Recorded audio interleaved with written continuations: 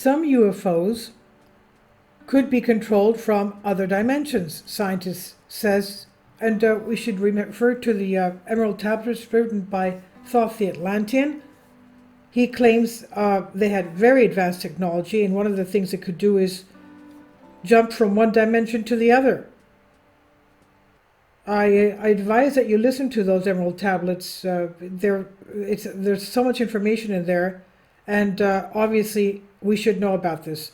He says that they were misusing their technical knowledge, and it was just a matter of time before the divine spirit put an end to Atlantis. So this is one of the things that we're using. The other dimensions, they had interdimensional travel. This is what scientist Gary Noland suspects could be happening. Some UFOs could be controlled from other dimensions. This is what he suggests. Maybe there is a multidimensional reality, and whatever is driving those ships sits in another dimension, being the phenomenon something that basically gives a touch to our reality, but is moved from another side. Recently, Dr. Gary Noland, professor of microbiology and pathology at Stanford University, was interviewed by Kurt Jamungal for his Theories of Everything channel, where he discusses, among other things, the evidence behind UFOs, artificial consciousness, having to do with consciousness of AI, the Havana syndrome, and declassification. In the last minutes of the dialogue, Noland made reference to something extremely interesting and that has been suggested in the ufological field for a long time, that the crew of UFOs, and many times those ships that we perceive as objects, are in reality projections from another dimension. Noland said, if we're talking about a civilization with technology millions of years more advanced than ours, it's possible that they could project material objects. For example, the ships that people see, I would like to think that it is an object that moves under the physics that we can understand from our three-dimension world, but maybe there is a multidimensional reality, and whatever is driving those ships sits in another dimension, being the phenomenon something that basically gives a touch to our reality, but is moved from another side. He said, however, you don't have any functionality here. The functionality resides on the other side of the veil.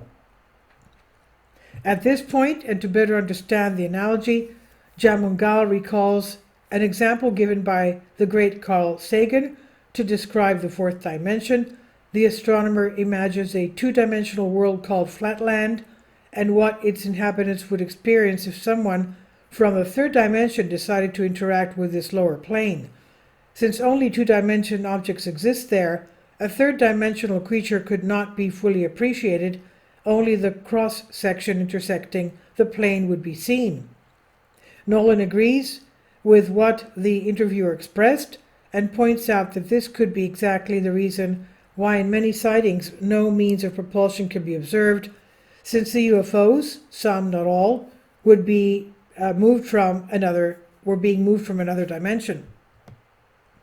Noland says, if what I just said is true, we should prepare for disappointment, because if we recover some of these ships, we could never find out how they work, because the engine that moves them is not here, the force that moves them is not here.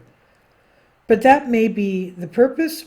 Let yourself be seen before us, simple monkey, so that we infer that there are other bits of intelligence that think bigger, that we explore the notion that we are not alone, he concludes. And this is on Infinity Explorers by Ansh Srivastava. Please leave your comments, and thank you for your support.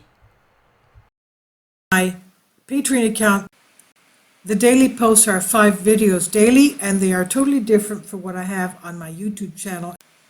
Thank you so much for your support, and that you find all my content so interesting. You'll find the Patreon account details in the description box below.